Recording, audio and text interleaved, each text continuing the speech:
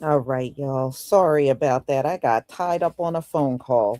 So anyway, we're going to talk about the mayor of Chicago, Brandon Johnson, who I absolutely don't like. He went to see the Pope, Pope Leo, who issued the apology for the church's role in slavery. And Ghana, of all people, had the nerve to accept the apology. I'm like, aren't you guys the uh, people that were selling? Y'all, it was so bad with Ghana. Do you know when they decided to stop buying slaves? Ghana was begging them to continue to come there and buy people. They didn't want it to end. Ghana did not want slave trading to end. They literally were begging the white man to keep going with it. So it just goes to show you, but these folks want to run to the United Nations to try to get money. It is unbelievable for slavery. They're not entitled to that. So I want to turn this on. So he went to Pope Leo, and I kind of understand, they're all from Chicago. So he made a trip, and I think he took like 49 people with him to talk to the Pope, and they talked about different topics: immigration, reparations, and, you know, plus they gave the Pope an invite to come to Chicago. And I think it's like the hometown he grew up in. There's a big park out there, and they want him to do a mass in Chicago next year. And I think he accepted. I believe he did.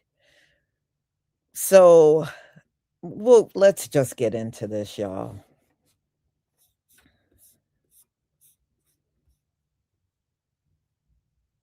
Yeah, I hear you, CJ Field. Yeah, I don't want to hear any more people bumbling about some apology. We don't need no apology. We need tangibles, real money for the people that did the harm. And we definitely know the Catholic Church participated in harming us as well. All right, here we go. Please give me a one if you can see my screen.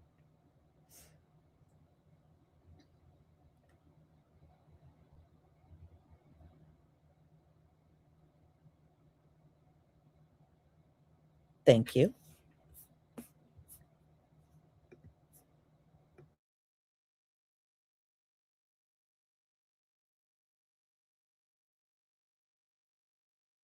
In Rome, and Chicago Mayor Brandon Johnson is there touring historic sites with Rome's mayor. Follows his Vatican visit yesterday with Pope Leo. This morning, we have pictures of that meeting. Johnson leading a delegation of nearly 4 dozen representatives for an audience with the Chicago born pontiff. Talks range from the war in Iran to concerns about poverty, immigration, and affordability.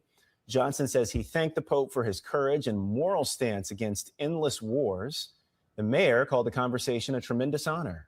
It was a powerful conversation and an incredible exchange of how government and faith can come together to protect our collective humanity. Mayor Johnson also extended an invitation for the Pope to come back to Chicago and deliver a mass in Grant Park next year. No, we would love to see it. We'll see if it happens. Yeah. Let's see which Pope mobile he might use when he finally does come to America. Members of the delegation taking the opportunity to not just take in Rome, the Vatican, and their visit with the Pope, but to take the opportunity to market Chicago as a destination, not just to another major city, but directly to its most famous transplant, Pope Leo, who appears open to an invitation to come back here next year. Pope Leo XIV meeting with Mayor Brandon Johnson and his 46-member delegation that included business, community, civic, and faith leaders. It was a chance to celebrate the Chicago-born pontiff, present him with many gifts to remind him of his roots. But one gift came with an ask. In this envelope was an invitation to perform a mass in Grant Park next year, part of a marketing effort by Choose Chicago, whose CEO Guy Ciparroni was sitting 3 rows back from the Pope, but had a short personal audience with him. We joked a little bit, and then I put on a serious face and said, on behalf of the city of Chicago and as chair of tourism, it would be an honor to have you officiate a mass in Grant Park. And he looked at me and he said, I'd like to do that. Ciparroni, reflecting on the last papal visit to Chicago, John Paul II's 1979 trip, drew an estimated 1 million people to Grant Park. Ciparroni speculating that Pope Leo would draw 5 times that. It's hard to imagine what kind of impact a visit by the Pope would have at his hometown. But that's in the hands of the Pope and the Vatican. But the request is in. And up until now, there's been no request. Choose Chicago also taking out full-page ads in Rome's largest newspaper and also plastering bus stops, the ad saying, "Our city, his calling, Elige," or Choose Chicago, boosting tourism, one goal of this trip. So we are really looking and talking to leaders of this great country in Italy, just to make certain that we learn from what they are doing. It is actually a challenge for them right now to manage all the tourism, the uptick that they have. Mayor Johnson touring an affordable housing development and a Coliseum train station today as part of his visit. He reflected on a fun moment with the Pope yesterday when he presented him with a Cubs hat. He loves Chicago. So, he comes from that generation of fans where, you have to pick a team. So I don't expect him to wear the Cubs hat, but it's not necessary as long as he just, places some blessed oil on it. Mayor Johnson returns to Chicago tomorrow with perhaps some new ideas and inspiration. The return on the delegation's trip, something that will have to be measured in the weeks and months ahead, with perhaps mass implications for next year. The mayor goes to the Vatican with an entourage of 46 people. Now, bear in mind, Marco Rubio was just there. He had an entourage of about 6, okay? And the entourage included people like George Floyd's attorney, the president of Loyola University, and the head of the Chicago Teachers Union, who are opposed to vouchers in Catholic schools and opposed to Catholic schools in general. So what the mayor is trying to do here, Ainsley, is recruit the Pope and wash his own negligence and terrible policies in Chicago by proximity. And he has these conversations with the Pope about ICE and ICE enforcement. Well, wait a minute. ICE is law enforcement. They are enforcing retainers and trying to collect people who either have a criminal record and are from out of country or people whose visas have expired. That's the law. If you don't like that, change the law, but you can't obstruct it. And that's what Mayor Brandon does on a daily basis. Johnson has a community activist group. They literally notify one another when ICE is coming. And again, he's trying to wrap it in the papacy. I think the Pope and his advisors may have gone, and I would urge them to be very careful when they allow politicians, particularly local politicians, to come into the Vatican this way, because they're misusing his hospitality. He met with them for an hour. I know they're all from Chicago, but it makes it look like the Pope is somehow behind these policies. And when the mayor says he told the Pope that Chicago's strong and transforming, it's transforming, Ainsley, as you well know, into Gotham City. There were 7,000 people shot in the last 3 years in Chicago, and it's a killing field every weekend. To claim that the Pope is somehow endorsing this is really nefarious on the part of the mayor, and it's a shame that happened. Yeah, you're. Wait. So we got to talk about the woke Chicago mayor, Brandon Johnson, who is catching some backlash for multiple reasons here. Apparently, he met with the Pope at the Vatican and expressed that he was going to ask the Pope to support reparations for Black people, right? This is what the mayor of Chicago apparently is talking to the Pope about. It's an important conversation, and absolutely, again, I'm going to thank him for his recognition of the harm that slavery caused across the globe, and how, as we celebrate, as you all know, we're going into our 250th year as a nation. This nation is not what it is without the free labor and the forced labor of Black people, and so that apology and that recognition is very much. He really needs to get himself together. When he he said, he appreciated him.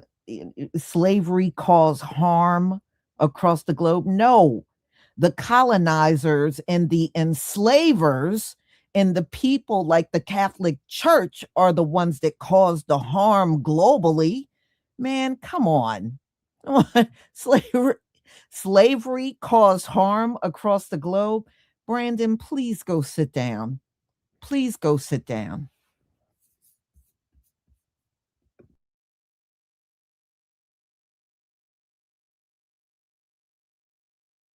Much aligned with my ongoing effort to repair the harm that has been caused by slavery. You know, as we work to invest in Black Chicago, particularly around housing, you just saw the investments we're making with our young people in those communities, mental and behavioral health. The 400 years of harm will not be repaired in one mayoral term. What exactly did you talk about? The first thing, you know, as soon as we sat down, he wanted to know how Chicago was doing. You know, like as a true Chicagoan, missing his home and just really being concerned about, you know, Midway Blitz, the attacks against immigrants, of course, the wars, the endless illegal wars. And then we talked about, you know, my appreciation for him and his recognition of the horrific institution of slavery and the role that the church played. It's really incredible that the leader of the Roman Catholic Church has come out and apologized for slavery. It's a true testament of his faith, but it also speaks to his moral clarity. Can you help me understand how the average citizen in Chicago benefits from this delegation and this visit here?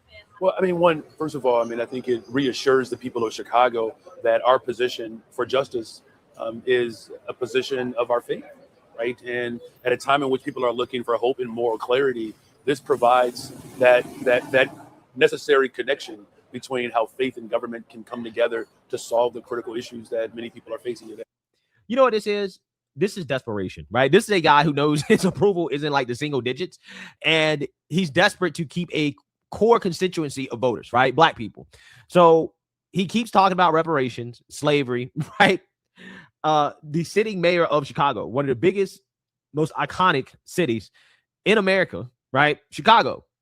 He's mayor as a Black man. But if you listen to him talk, he sounds like a victim, right? It sounds like Black people are still oppressed, even though he's the mayor. So I personally think that this is just him pandering to voters, right? Black people. They're the reason why he won in the first place, right? And if he is reelected, they'll be the reason why he's reelected, because Black people tend to be the worst voters, right? When it comes to how they vote. But if I was a woke mayor, I would probably not ask the Pope for political favors as much as I would ask the Pope to pray for the city of Chicago, okay? Because certainly they need prayer due to the fact that the young scholars are taking over, okay, this summer.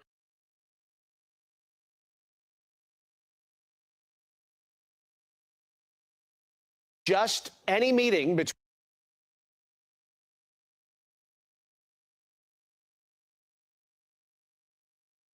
You know, I just kind of moved the needle because dude sounds like a Black Republican. You know, brothers do not sit around talking about there's a woke mayor. You know, you sound like a white supremacist, because that's how they talk. That's how he ain't my brother. That's how he talks. I don't like that, you know. And he's only repeating everything you would typically hear from a white supremacist. And I hate when brothers do that. I don't like it. So we're moving on.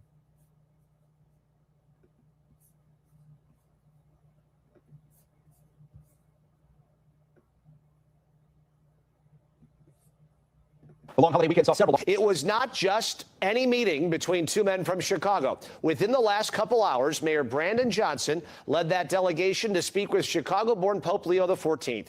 Johnson said they spoke about several subjects, including seeing those less fortunate and how they live. We also talked about just elevating the awareness of the conditions that many people are living through, and whether that's in Chicago or Haiti, Venezuela, Cuba.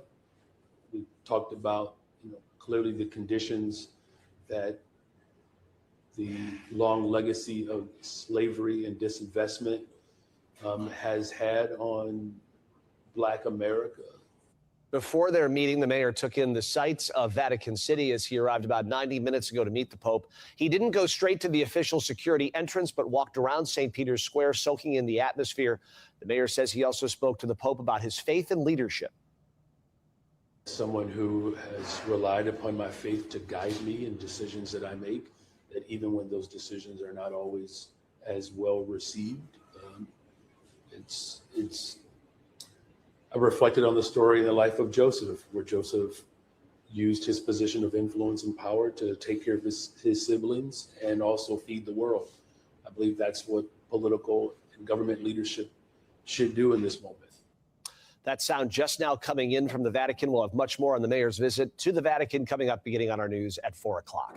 The mayor of Chicago, Brandon Johnson, just traveled to the Vatican to meet with Pope Leo, who is from Chicago. And I asked Mayor Johnson about this significant moment because Pope Leo is currently speaking out against the war in Iran, against mass deportations in the U.S. and more. This is what Mayor Johnson said in anticipation of their meeting. You're going to go visit the Pope. Is that right? First time in 10 years the Chicago mayors visited the Pope.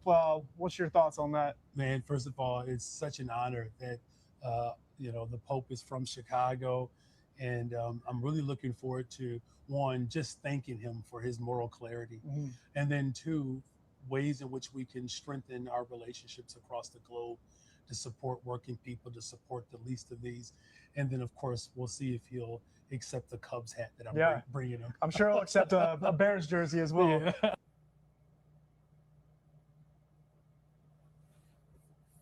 Mayor Brandon Johnson just met with Pope Leo for the very first time at the Vatican. And we know that, yes, some taxpayer money was involved in paying for this trip.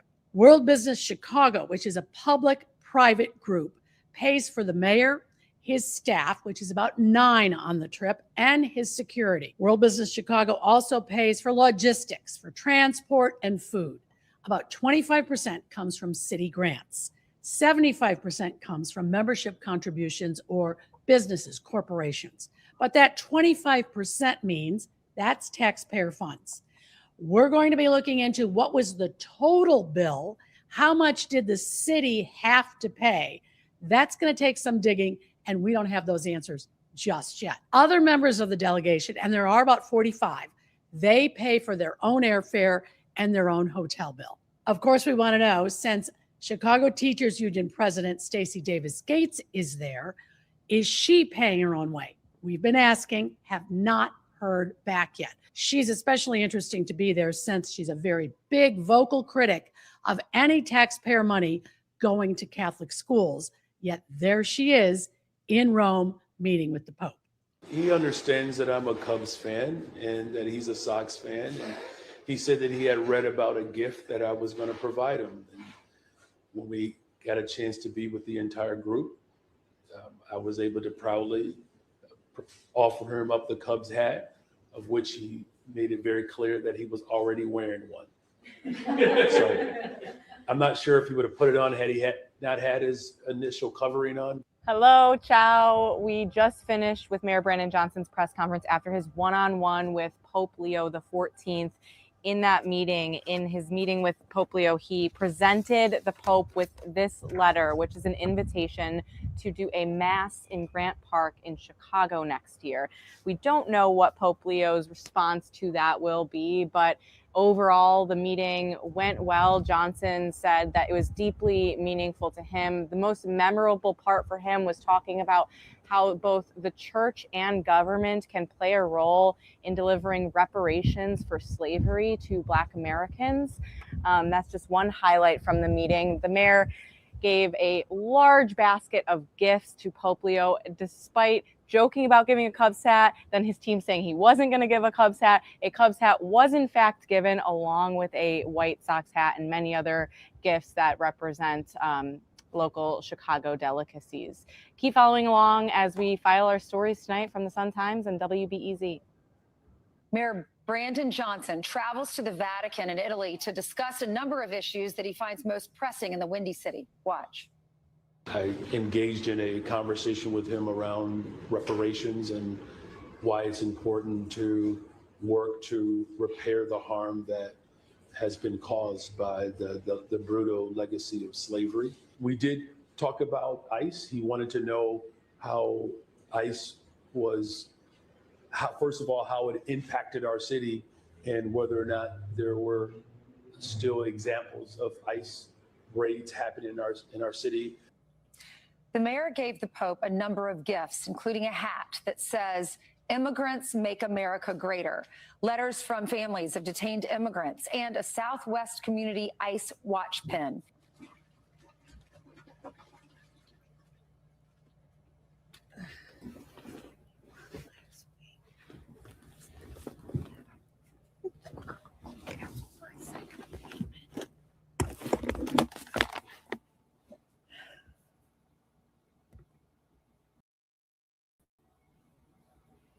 All right, y'all. So that was his trip. Do I think it was effective? Probably not. It was probably more entertainment. He was happy to see people coming from Chicago, being that the Pope is from Chicago. But, you know, as far as reparations, you notice he spoke about it, but you notice there was no talk of feedback from the Pope on giving reparations. That's why I say he probably just sat there and listened to Brandon Johnson babbling, but that was about it. It sounds like there is no commitment to make amends for what the church did. And, you know, Pope Leo is like anybody else. They want to verbalize something to you. And for some odd ass reason, they think their word is the moon and stars to us. And it's not. And it's never been that. Ever. Never. So, yeah, they just took a little vacation outside of the US and came back. That's all. That's all. And he might take them up on showing up next year to do a mass out there where he came from. You know, I can actually see him doing that. But as far as them giving reparations, they'll give it when the Most High shake everybody down for it. See, and see means he's taking everything from you. Everything. See, if you would have paid on your own, you might have skirted away with something, you know? But being that everybody is on the no, when he swoops in, that means you ain't going to have nothing left. That's how he's going to strip you of everything, including the Catholic Church. He is going to strip y'all of everything. So you're going to reflect back and wish you would have given those reparations on your own. That's all I got to say. So y'all, I'm going to go ahead and conclude. And we have our next live coming up at 1:45. And that is Florida, where the Blue Origins rocket blew up. I tell you what, y'all. I know people live in locations where, you know, when you first moved there, certain things might not have been happening in that area, but now those things are, I don't know how y'all can live by all of those rocket explosions. And it's been a lot down there in Florida. Elon done had millions of them. And now Jeff Bezos, Blue Origin, man, when you see that explosion was massive. Not only did the rocket explode, it exploded on the launch pad and it completely took out the entire launch pad. So, and people that live nearby could see it and smell it. I just don't understand. You know, you're inhaling all them toxins all the time, every time there's an explosion. I just don't know how y'all do it. But we will talk about that at 1:45. Let's see here. Dark Skin Brother, thank you for the 37-month membership. Devil shaking hands with another devil, only difference, one looks like us and the other one don't, but neither one is Judah. Amen. And thank you for your support. Thaddeus Peterson, thank you for the super chat. There must be a list of ineffective Black politicians. They always know who to talk to about reparations. Yes, and they always talk to people that are ineffective and never give anything. So you ain't never lie. Thank you for your support from my channel. I deeply appreciate it. So y'all, I will see you at 1:45. Have a wonderful afternoon. Shalom, family.